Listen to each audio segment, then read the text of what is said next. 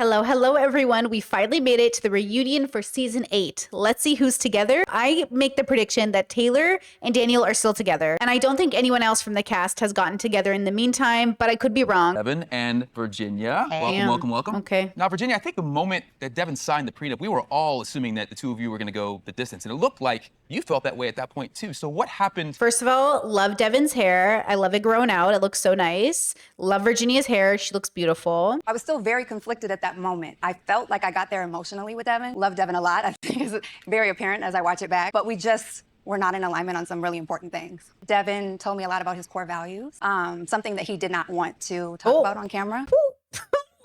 I mean, I wonder, I'm sure conservatives, even though Trump won and all that stuff, I'm not sure the filming of all of this, I'm sure conservatives still can feel scared in some ways to express those views on TV because they're bigoted views. So if he's homophobic, that's bigoted. Like, who wants to be bigoted on TV? I mean, lots of conservatives would proudly be bigoted, but I'm assuming that's what she's alluding to. And I know conservatives who feel very uncomfortable. They don't want to be labeled transphobes or homophobes, but you all want to be bigoted and you want to stay in religions that are bigoted, which is why I do look at Virginia's choice to be Christian. And I do think like any religion that centers a man needs to be deconstructed, you know, but that's her decision. I still to this day don't really feel comfortable telling you Devon's views, but I will be really clear about mine. I 100% support the LGBTQ community.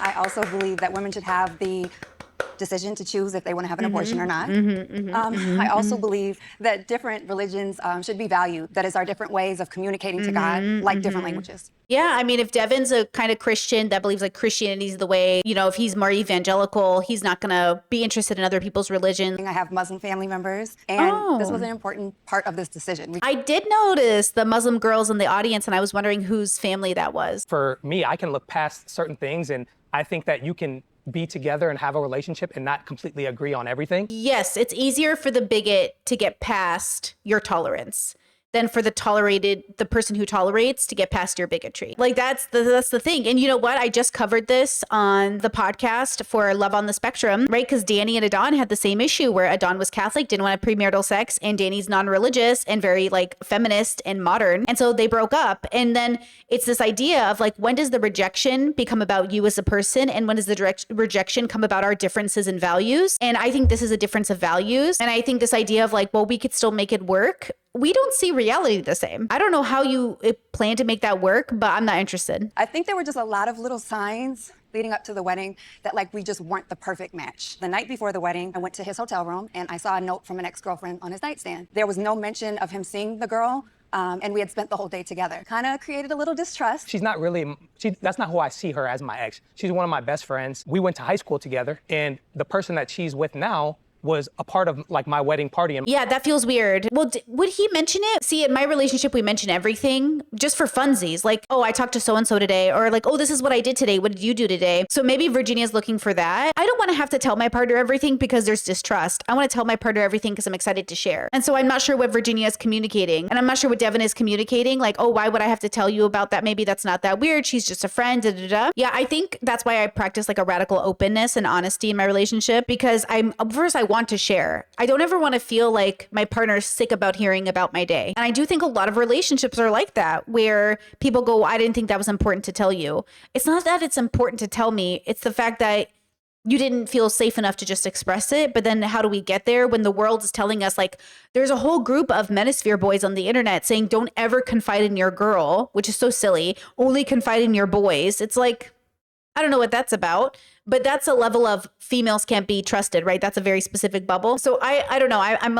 I'm questioning this whole dynamic right now. I'm not sure. Yeah, I don't like it. We met each other. Did you know at that time when you met that they were dating? No, I didn't know that. I was told that by his mom. 3 or 4 days before the wedding, I ran into his mom at a basketball game. Oh. She approached me and she was really happy and said, did Devon tell you that my boss gave you guys a $1,000 check for your wedding present? I had never heard about the check. He still, to this day, never brought up a check. Oh, okay. So I want to hear some answers for that. I think Virginia has a reason to feel distrust. I think that's really what she's getting at with that story about the letter. I talk to this man multiple times a day, and we sleep in a bed together, so it's weird that it did not come up. So Devon, why didn't you tell her about the check 3 days before the wedding? So when my mom gave me the check, I was just holding on to it until we actually got married. And then when we got married, we're together. And when I got there, I asked him to come down and help me with it. And he was like, can't you get it? And then when he came down, he was like, you could have got that. I speak highly of Virginia to this day when I talk about her. I think that she's a great person, and just because it didn't work out between us, that doesn't make me feel some type of way or resentment towards Virginia. I feel like the editing is trying to make her come for him and he's playing defense. But I'm a little confused at why it's happening this way. But I think sometimes the reunions are the places to kind of get out all that negative emotion that you hold on to for the year, you know? A very interesting character that I'm seeing today because that I haven't felt love or respect in the last year. Oh, okay, girl. I wanted to be with her after, but our conversation showed that I don't think that she wanted to be with me. I wanted to be with her afterwards, but I did not answer her phone calls. I It's did laughable. answer your and every conversation was like this. She says that I told everybody I ghosted her, and that's just not the case. Well, he told me that, so. Molly for the win. Definitely told me that. No, You so- told both of us that at a bar. Yeah, three of us are wrong. These two came up to me very drunk, asking me about all my business, and me and Virginia, which it has nothing to do with you guys because you weren't even involved in that at all. Every time we talked, it was more like arguing about what happened. Yeah, I mean, obviously it's toxic and I don't think they should keep talking. I think that is negative for there to be an interest in continuing to have the conversation, but I also don't appreciate the way he's saying it like that because now there's 3 against 1 and I'm more likely to side with the girls since the girls this season have been very forthcoming and very honest and very girls. But I do agree that generally you shouldn't be talking to people that you can't have a civil conversation with, and it always lends to fights, right? But I don't, Devon's feeling shady to me. To be fair though, I wonder if the show did feel like pitting the families against each other because it kind of felt that way in a sense because, you know, it was Democrats versus Republicans, his very Christian family, her divorced family. I wonder if it did feel like whose family was more good or wholesome or something like that. Which ultimately I think they were all very wholesome because everybody on the show feels very Midwest to me. But I could see that being a conversation for the last year because they were still on social media. They all saw the show. Family and friends saw the show. So some of them were there at the wedding. So we have to remember we're watching them. All of this time has gone by. A lot of feelings are in the, you know, there's a lot of negativity that would naturally arise given the situation. And I applaud you both for being here today and talking about it and for also seeing this through. Yeah, it's hard. It's hard. Virginia's looking great though, but it is hard. I don't think I wouldn't want to do this. I wouldn't want to do it. You know, so it's kind of amazing that people are willing to put themselves through this experiment because it sounds intense. I knew coming into this experiment, I definitely have had privilege in my life. And it's something that I wasn't proud of and something I knew I needed to grow.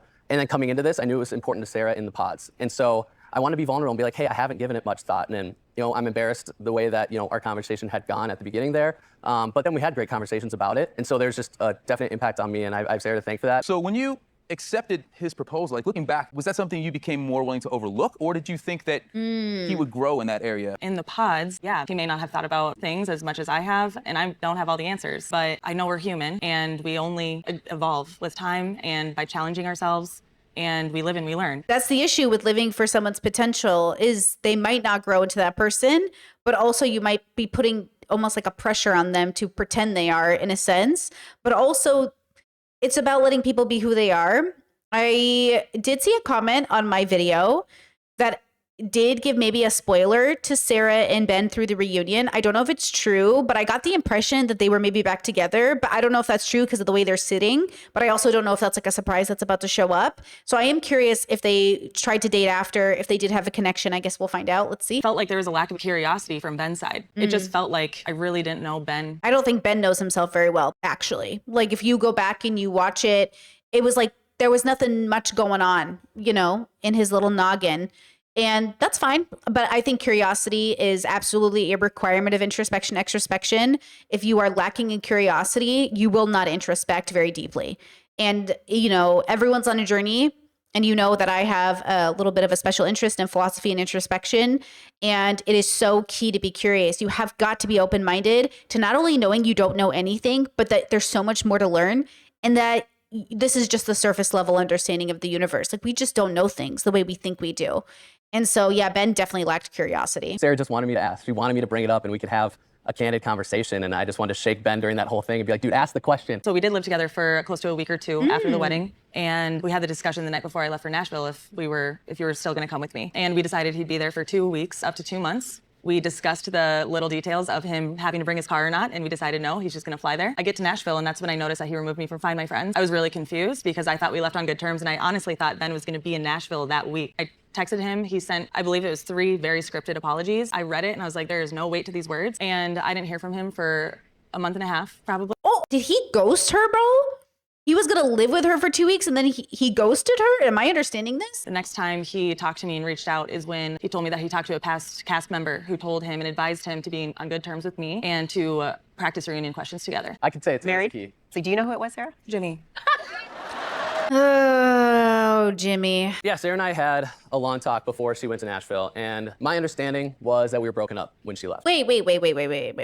His understanding is they were broken up before Nashville, but yet Sarah was waiting for him to come meet her in Nashville to live together for a while. They could be broken up and he still comes to live with her, but like, did they have plans or not? And did he bail on those plans without telling her or not? That's all I care about. There was really no communication till I did tell her that I was talking to Jimmy because I was like, just needing some help with dealing with how things work after everything. I just think it's suspicious that out of all the contestants from previous seasons, he chose Jimmy. Ben, we had the agreement that you were going to be in Nashville with me for 2 weeks, up to 2 months. You were going to live with me. I was going to set up a whole nice desk for you. I remember that being the conversation we had that week leading up to it, but that Friday night date, I remember it coming to a pretty certain end. As her friend during that time, that was not her interpretation of it. I don't even know how this miscommunication happened, but I blame Ben because he's the one who's been spacey the whole season. Taylor was going to visit me a month later, and I told her and her friend probably won't be able to fit in my apartment because me and Ben are going to be in there. Well, then that's where I'm saying you should have responded to me on my apology text, and we could have figured it out and saw that miscommunication. Well, it sounds like you guys made the right decision by saying no at the altar. So, Monica, it seemed like you left your ball in Joey's pickleball court, leaving it up to him. Do you feel like you ever really told Joey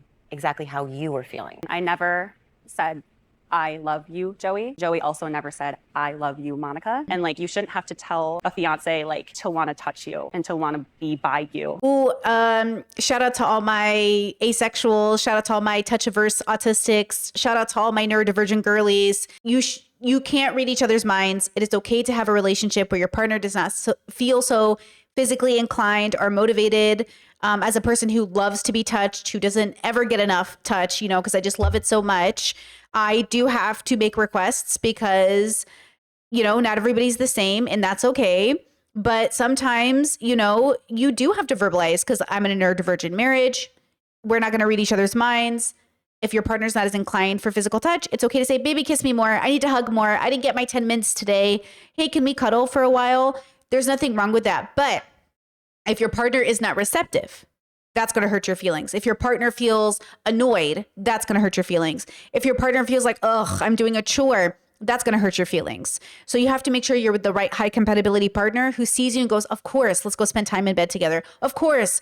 And they're excited to touch you. They just it's different when your partner's not thinking about it because it doesn't come natural to them, which is totally valid. And your partner is literally disgusted by you. And I think that it makes sense that in a high compatible relationship, you would want a partner who's excited to be with you, excited to touch you, excited to be around you versus otherwise. So, I think Joey wasn't meeting Monica there and because they weren't high compatibility, right? So I don't like the implication that you shouldn't have to ask your partner to touch you because I actually think that's not true, especially for neurodivergent people. I do think we have to remind people hey, can you touch me more? Hey, I love you. Is that okay? Because I don't think we should assume everyone is like us in that regard. But, that's just my little suggestion for the way that we approach these topics. It was embarrassing a little bit. I was embarrassed at myself Interesting. Hold on, let her finish. Hold on. for not seeing that this man is not interested in you. Oh, I did not think that. Wait a second. Romantically, I did not get that vibe. I did not get the vibe that Joey wasn't into her romantically. I did not get that vibe. I don't want Monica to feel that way. I feel like Joey, we don't know Joey's history. Is he allosexual? Is he demisexual? Is he ace? What is his relationship with sexuality? Was he even allowed as a kid to be, expressive in that way? Was he too busy being, the support system? Does his OCD get in the way? Does he have a sex drive? There are so many questions I would have asked, but I feel like these aren't conversations that are typically allowed in neurotypical spaces. And who knows, Joey's not neurotypical. Also, I don't know if anyone understands that OCD is a part of neurodivergency. So Joey isn't neurotypical. So treating Joey like he's every other person is just so unfair because he's not. But also, does Joey realize that? Does Joey have the language to say, Monica, I'm actually not very sexually driven, or hey, I'm not very touch inclined, or hey, I'm not really into that. Is that okay? Because it might not be. I do kind of feel like we could never get out of the friend zone. That was kind of how I felt. And the big reason for me was her sister. Yeah, interesting. So Joey also felt like they were in the friend zone. Wow, I'm so interested. That's so fascinating. I really misread that. I didn't feel like they were in the friend zone. I felt that they were vibing. Family is my #1 value. And when we talked in the pods, Monica said, you know, my sister's my best friend. And I'm like, awesome, my sisters are my best friends. And that was like a big connection for us. So when I wasn't accepted, I think that definitely took a toll on me. I could see that, especially coming from his background with his trauma. I could see that rejection feeling very bad. And her sister implied he was manipulative, which I never got from Joey. So now I'm like, did I misread Joey? Is he, I'm getting neurodivergent golden retriever, and I'm getting somebody who has had a hard life and needs to be very serious and needs to feel deeply needed and wanted. And I could see the sister being a big problem in that, you know? So yeah, like I could, maybe he felt like this. There's definitely like a lot here that I would want them to deconstruct, because I feel like I have a lot more questions. I was always saying, up until the end, I'm going to wait until the end to make a decision. I can see gathering information and going through this experiment to see if you want to say yes to a life together, not gathering information if you even like me. Oh, man, I had such a different impression. I mean, yeah, he was goofy when they were goofy, but they were so serious when they were so serious. I am shocked at how different of an impression I got about the situation. Wow. Next day, or very, very shortly after, mind you, we are still engaged. I have a ring on my finger. I'm sleeping next to this man. He slid into one of the other cast members' DMs after he saw her. I still don't know exactly what was said. And to be honest, I don't care. Well, I kind of feel like that's important. Wait, now I'm confused. Could have been, how was the weather? I don't care. It's the act of doing that. Hard disagree. I don't know what's happening here. Am I missing something? Do men and women do they not have friendships in this bubble? Probably not, because they're conservatives, right? It feels like the boys and girls don't have opposite sex friends in this bubble, except Ben did. Ben had opposite sex friends. And you found out your fiance was messaging in somebody else's inbox. Well, hold on. He used to see and have potential feelings for. Oh. If I would have known that in the moment, I would have walked away. Okay, so it was one of the girls he had dated. And, well, what was the DM though? I don't know. I feel like I'm always confused about people who go on Love is Blind. I think I'm always confused that they think like people aren't going to have feelings for the same people, like right out the box, or it's not going to be a little bit messy. You know what I'm saying? Like something isn't going to be a little weird, but okay, I understand she's upset. I'm just trying to figure it out too. I reached out to a few people after, because I like to check in on people, and I felt like we had a lot of different like good connections in the pods, and I just reached out and To who? to Madison. To And I was like, hey, it was good seeing you. Liked your pink hair. And that was it. And that was it, Madison? Yeah, I mean, Joey and I did date a little bit in the pods, but I felt like it was more of a friendship vibe. We just didn't get there romantically. Loving the pink hair, wish we could have talked more. Am I being autistic? Isn't that the most normal? Like, hey, bro, saw you at the thing, looked cute, love the hair. Maybe I'm too gay for this conversation. I think I'm too gay, and I'm too like confused about the social expectation here. That was so unflirty. That was just so casual. See, can you acknowledge that would be inappropriate given the scenario? No. Yeah, I guess. I don't like these social rules. I hate this social script. I don't like it. I'm sorry. Whatever this social script is, I don't like it unless he had malicious intent. But otherwise, like, I just see him as treating Madison as like an equal and saying, hey, like I'm assuming he also reached out to the boys and said, hey, bro, love seeing you. Or hey, girl, love seeing you. I'm assuming he did that for multiple people because he said he did, but maybe I'm wrong. And this is me being very progressive and very modern and very gender abolished. Like, I think we should abolish gender. But like, I don't like this idea that like people can't say, hey, how are you? But if it comes out that Joey's being malicious and he's an actor and he had bad intentions, then okay. But I still don't get how this is just genuinely inappropriate, right? I don't like the generalization that it's always inappropriate. Joey had told me that Madison was coming on to him at bars and was after him. I obviously was like taken aback. It was uncomfortable for me, and I hadn't seen her for a while. And so I went up to Madison. I'm like, is this true? And Madison said, absolutely not. When Joey said, oh, Madison's coming on to me. Right, so he brought it up. And you're saying you never brought it up. She brought it up that she was worried as well. Because I confronted you about this later. I said, how did Monica happen to think that? How did she come to that? Because you and I don't talk. We don't hang out. No. I see you at group settings. And you said maybe it was a joke. Ooh, what's happening here, Joey? What's happening? See, I hesitated. I tried to be open-minded. I'm trying to give these boys a chance. But now I'm confused. I know that I felt flat on. I did not feel loved. Do not think you're a bad person. I truly don't. And you're a great friend, but like as a romantic partner, like you do have a lot more to learn. I'm sure I do too, but like you were not a good romantic partner to me. Like I said before, I do think I had some things to work on, and that's what I've been doing in the last year, and I want to bring that to my next relationship. And so I'm very sorry I could not give you that. I think you are an incredible person. I love you. I think you're amazing. I'm sorry we couldn't fall in love, and I want the absolute best for you. I do. You're incredible. Okay. How does your sister feel now watching you guys and watching your love and watching you fall in love now that she's been able to see the show? Her biggest concern of me going on this in general was she didn't want me to be shown in a bad light.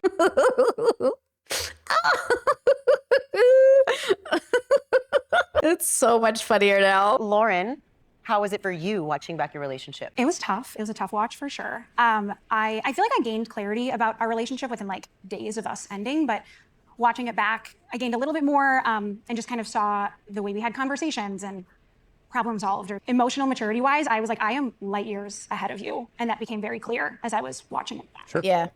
I think that's fair to say, yeah. Interesting, Dave. They'll never make me like you, but okay. I will give you credit. You sent me like a really kind and mature text a couple weeks ago about that other guy and some clarity that you gained. And I appreciated that. The clarity, I mean, I've learned a lot about him in the past, 2 weeks. He's just been trying to latch onto this situation. And, obviously we were warned about people like that coming into this and going through that process. And it really brings out the worst in people. I was so honest with you the whole time. And you chose to believe everyone but me, everyone but your fiance. Exactly. Wow. So this guy was really a clout chaser.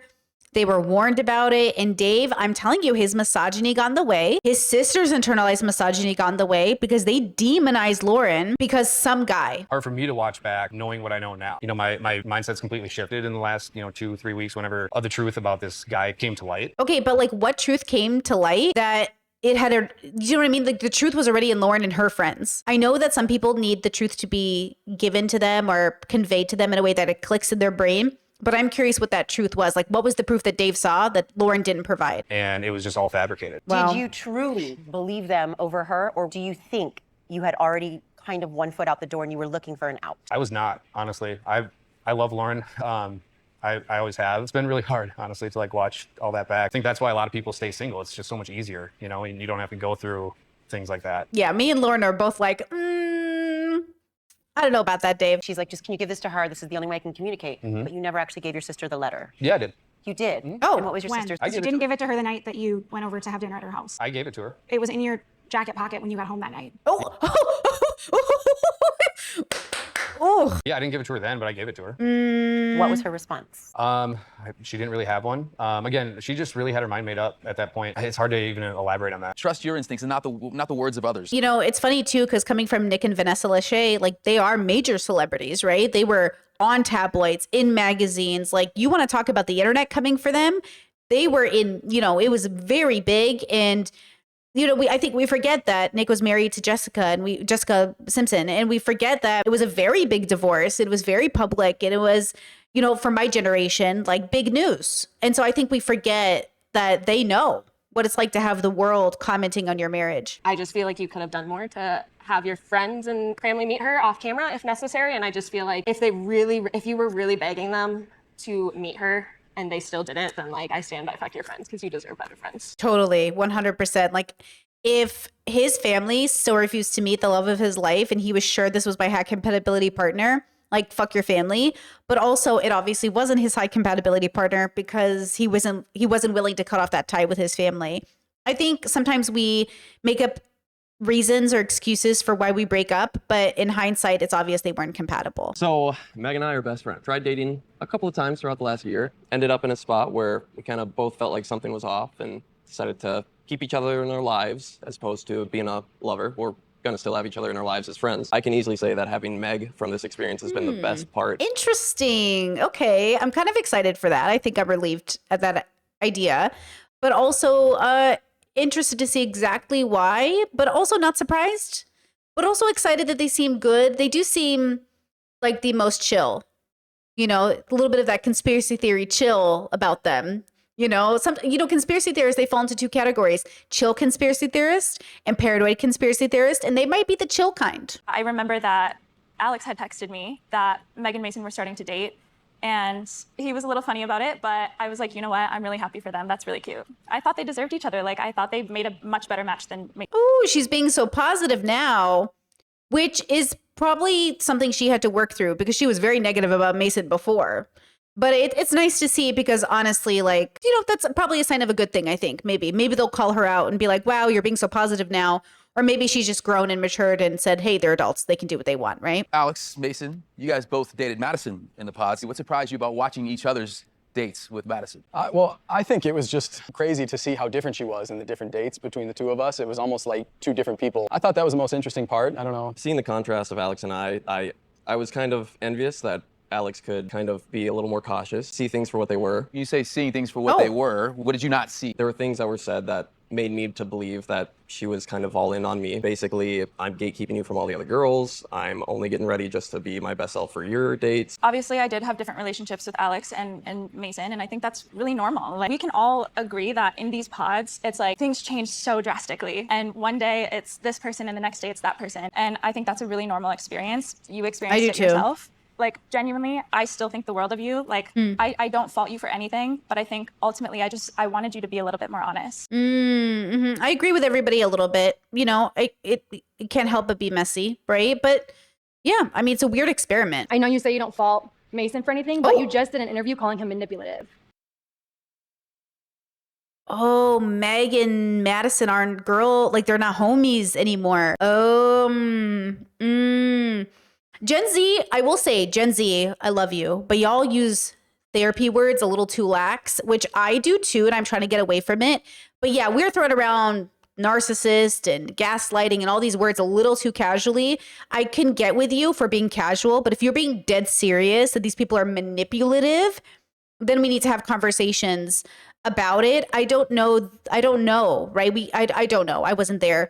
But I mean, maybe that's what I took Madison for. I thought Madison was being kind of a little casual with the language, but I think that it can feel really manipulative when you're in the situation. I mean, I think it does feel manipulative, right? But at the same time, I think everyone's coming with their trauma and their hurt and their pain. They're optimistic. They want to get married, but also it's kind of a scary situation to be in. So I feel like these situations are always going to be messy for those reasons, right? I did feel that way. Obviously, you were very vocal in the pods. You were dating Mason. You were very much like, if it's not him, then it's no one. And I could tell that you guys had a better connection than we did. So I went into my date with Mason, and I'm trying to bring that up. Like, I'm saying, you know what? I have this connection that is, a little bit better. You seem to have a connection that's a little bit better. What are we doing about this? And you came to me and you wanted to know if he was saying the same things to both of us. And to our conclusion, he was. That's how I read it too. Maybe I should watch it again. And I'm sorry that was really messy, and I'm sorry I spoke for you. It felt like, that's really great. I love that apology. But also, maybe he wasn't F-boy manipulative. Maybe he was naive, accidental, messy. But either way, the results are the same. And that's the problem. Is like, intentionality does matter, but it might also not matter for the end result of Madison feeling the way she did. Yeah, I did feel a little manipulated. I really appreciate that you think I am smart enough to manipulate someone. That's not how that works. Manipulation isn't necessarily always like 4D chess, thinking 10 steps ahead, like high IQ. Like, it's not. Like, it's just, but then maybe that's the way he means it. This might be a bubbles difference. What does manipulate mean in your bubble? Manipulate in my bubble could mean anything from presenting or saying things in a way that changed the situation in your favor at the expense of others. Or it could mean something like maniacal and Machiavellian and long-term intentional deception that has very large consequences. It could mean many things. So what does it mean in your bubble? I think it's pretty obvious I could never do that. Yeah, for him to say like, I could never be manipulative is like a huge red flag. That sounds manipulative to me. See, who says that except a manipulative person? Everyone can be everything. But then I think there are people in the world who genuinely think like, I could never be a bad person. Everyone's kind of a bad person and everyone's kind of a good person. So relax there. You're a manipulative person. I'm just saying that felt manipulative to me. Madison, the only reason I committed to you was because I felt pressured to do so. I didn't force you to say anything, Mason. I didn't say forced. I said pressured. Yeah, but she didn't make him feel pressured. I mean, she was trying to gauge and all that, but at the end of the day, like, he's the one who made the decision. Thought I was in a real relationship with someone who had real feelings for me. And watching it back, I just got treated like crap the whole time. This is really It sucks to watch back. Because when I saw you at the bar a couple months ago, you apologized to me for treating me like that. Is that the same time when you came out and said, I heard that you were out tonight, so I'm just here to see you? Yes. Okay. That was the same night where you conveniently told me that you had feelings for me. I never said that. What? Oh my God. I heard that you were out. You and I have never cleared the air. I knew you and Meg started dating afterwards. I didn't want to step on your toes. So I came out and I said, yeah, I heard you were out and I really wanted to talk to you. I felt like we could clear the air. I apologize to you for not seeing your red flags and not addressing them. Oh, okay. People do apologize also according to the script. They might not mean it in the way that you think. Like, they're not admitting fault, but they're apologizing for the situation. So I don't know which one he was doing. Am I not the one who has a right to be mad here? Oh. I'm the one who got screwed over by both of you. Why are you so upset about this and coming for Mason, when you had no intentions of being with him, when your number one was Alex and you told Mason, hey, I'm with Alex? I think it's really unfair for you to speak on my behalf and say that I didn't have genuine feelings for Mason, because I did. He was dating 2 people. I was dating 2 people. I'm so tired of women like having to fall on the sword for things that men do every single day. It's exhausting to me. It's true. Like, why are they accusing her of dating 2 people at the same time when he was dating 2 people at the same time? Devon was dating 2 people at the same time. It's just how it goes. Yes, Alex and I had a deeper connection, but things change so drastically in those pods. So when you say I'm enjoying the breakup, I'm not enjoying that. Am I good at deflecting? Absolutely. Yeah, she was doing the whole like, F this man, Gen Z, faux feminist. Like, we've all been there, girl. Okay, I love that feeling. Yes, girl, smash him, smash the patriarchy. Like, it was just obviously very like girl talk. And so for people to be like, Madison was so reveling in Mason's failure. Madison, like, this is how some people at a certain healing and immature part of their life feel like they are standing up for themselves. It's, you grow out of it. Like, yes, we all grow out of it in the same way you grow out of winning the relationship. Like, that idea of like who won the breakup, that's something you grow out of, guys. It's something you might feel in your 20s or in your teens, but you do grow out of it, or you're supposed to, at least, fingers crossed. So Madison, the way she reacted, yeah, she'll grow out of that. But just a reminder that like everyone here is like pretty young and pretty bubbled. And so she's going to express herself in the way that makes sense to her brain. I was hurt, and I don't know why people continue to like tell me that I wasn't. Thought Madison was a little manipulative in the pods, the way that she was dating both of us and was completely different people. I also resent that idea of like, oh, you're different people with different people. Yeah. And I'm definitely different people with different people. People are so entitled to be like, oh, I need you to be like the same you are with your partner, the same you are with your sister. I'm sorry, you get the side of me that makes sense. I am different people with different people. And I feel like that is not always negative, but I think it plays into neurodivergency and masking, which I think is confusing to people. But like, of course she was different people with different people. We're all different people with different people. Aren't you different people with your boss than when you're at church, than when you're with your mom, than when you're with your lover? Like, God, I hope so. But if you made it in some like twisted way, obviously she wasn't. Madison wasn't that different. She wasn't like taking off a mask and putting on a mask. She was meeting the energy where it was. And she was changing the parts of her. I always say, as a neurodivergent person, I pick the best versions of Brittany to match the person in front of me, because I'm so diverse. I'm so unique. I have so many parts of me that I can't just bring all of me to the table. So if I'm with this group of friends, I bring out the version of me that gets along with them the best. If you want me to be the version of me that gets along with like my conservative MAGA parents, like I'm probably not, that version of me is not going to get along with my progressive friends. So then I bring out progressive Brittany, because at the end of the day, like these are different Brittany's. When I'm a daughter is different than when I'm your friend. The daughter that goes home is different than the friend that shows up. Like these are 2 different Brittany's. So the audacity of them to be like, she's changing, she's different. Madison's, she's meeting the energy. That's what she's doing. And she's just sloppy at it. But like, and I don't see why she was so upset about this whole thing when you got me, you know, like you got what you wanted. Because I felt hurt, and with you, I felt very invalidated. For you to say that I was manipulating the situation when you were a completely different person on and off camera. But you say Mason is weird, he didn't have friends, and you completely turn on Mason the minute the cameras are off. That's the most ridiculous thing I've ever heard. Meg, why would I do that? Did we not go to Didn't the bar? I break up with you to stand up for Mason? What? No. What? He didn't break up with her to stand up for Mason. What? Say didn't. fuck Mason. That makes What? That is the most ridiculous narrative spinning. 0 sense. Oh, let me take this time to get the screenshots out. Oh, receipts. Receipts. Oh, I love receipts. Okay. Okay, so he says, all the boys trust me with their secrets. Also, Meg and Mason met up and are going to start dating, I think. And let's just zoom in right here. Melting emoji. So I say, I wonder how Mason managed that, LMAO. He says, and they wore their first impression outfits when they met up. 3 skull emojis.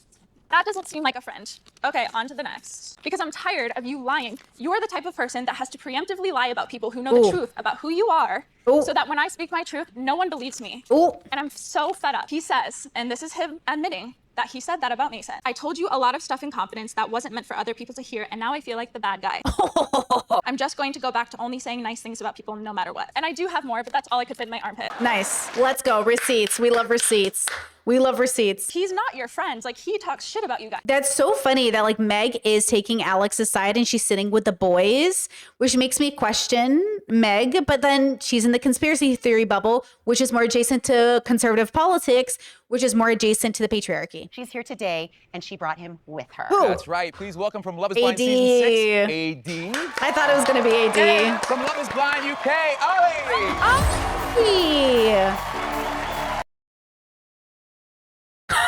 Oh my God. Ollie, our ADHD king, and AD queen in all ways. Whoa. I reviewed the UK Love is Blind on my memberships. Oh my God, the editing is so bad. I'm so sorry for everyone who has to put up with it because I didn't know how to edit to avoid copyright yet. But I did review it if you want to join membership so you guys can watch me review that series. Oh my God, it's Ollie. Yeah.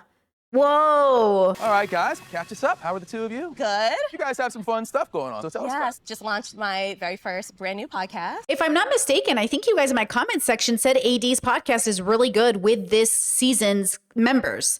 So that's another reason we should just watch it on stream together. Oh my gosh, yeah. I think you guys literally told me AD's podcast is the one to watch. Share with all of you. Let's go ahead and take a look at this piece here. Y'all, it's your girl AD from Love is Blind. It's me, Ollie, from Love is Blind UK. We went from inside the pods And over the pond. straight to the beach where we're joining season 3 of Perfect Match. It's gonna be a season. So Perfect Match is like a fallout show from all the other contestant shows. I watched the first one. So they must have been on the second one, which I missed apparently. And then they got together, question mark? Coming to Netflix later this summer. So they are already perfectly matched and then it's going to come out this summer? Or did they meet on the show and we got a spoiler? Wait, there's more? Are we going here? What's happening? Are you comfortable? What do you mean? Your feet okay? This is so pretty. It's beautiful, isn't it? Ollie, what's happening? Oh my God. Oh my God. I've never felt as happy or as I have since I'm meeting you. And nothing would make me happier than to spend the rest of my life loving you. AD seemed genuinely perplexed. Like she's like, no, for real, what are we doing right now? And then, oh my gosh, wow. You know, but it makes a lot of sense. They would have a lot of overlap. I mean, being on this experiment is just like so unique that being with somebody who's been on it in another way is, you know, and wow. Do you think that Love is Blind preps you for this because you both had the common goal of wanting to find that person? I think, yeah, definitely. I think even as early on as when we were on Perfect Match, I noticed that we were having the deeper conversations, the more important conversations, talking about shared values and similar outlooks on life. And I think that really laid the groundwork and the foundation for the beautiful relationship we have now. Okay, wait, before they show us like the upcoming, like who's going to be in the pods. Wow, what a reunion. What an interesting way to end things. We're definitely going to have to go over extra content. Let me know if you want me to do it on stream. I think that's probably a good idea. Wow. Interesting season. And very AD and Ollie matching up makes so much sense to me. I hope they're happy. In Denver, Colorado. Oh, Go Broncos. Denver, Colorado. Very interesting vibe. Going to be a very interesting group of people. Well, we did it. We finished season 8. What an interesting ride it has been. I'm excited at the way that it ended. I think ultimately Taylor and Daniel were probably the only couple who I thought were really going to make it, though I'm still shocked at Monica and Joey, but I guess I missed all the signs. Maybe I wasn't paying that much attention, which is so interesting. You never know as an audience member, especially the first time around, you know, the things you miss, the things you don't pay attention to, and then from their perspective, how different it must be. I'm so shook by AD and Ollie, but I love that for them. And if you guys want to check out my review of that season, I'll link it in the description or down below somewhere because I did technically review it for members. It's just the editing's a little weird, but I did watch it. It was interesting. Watching Love is Blind UK, I would love a season 2. I think it'd be so good. And I continue to love this series. I remember the day my sister got me hooked on season 1. We were having a girls' girl weekend. And she was like, you have to watch the show with me. And I was like, I don't like reality TV like that. And she's like, you're going to love this. And I've been hooked ever since. And yeah, it continues to be a very interesting humans gonna human show. It really does. I would love to hear your comments, your thoughts. Feel free to leave spoilers in the comment section down below. I'm officially ready to catch up on everything that I've missed. And let me know if I should stream or make pre-recorded content of all the receipts. I still think a stream would be better, but let me know what you guys would prefer. And I will see you for that. All right, guys. Thank you for watching. Bye.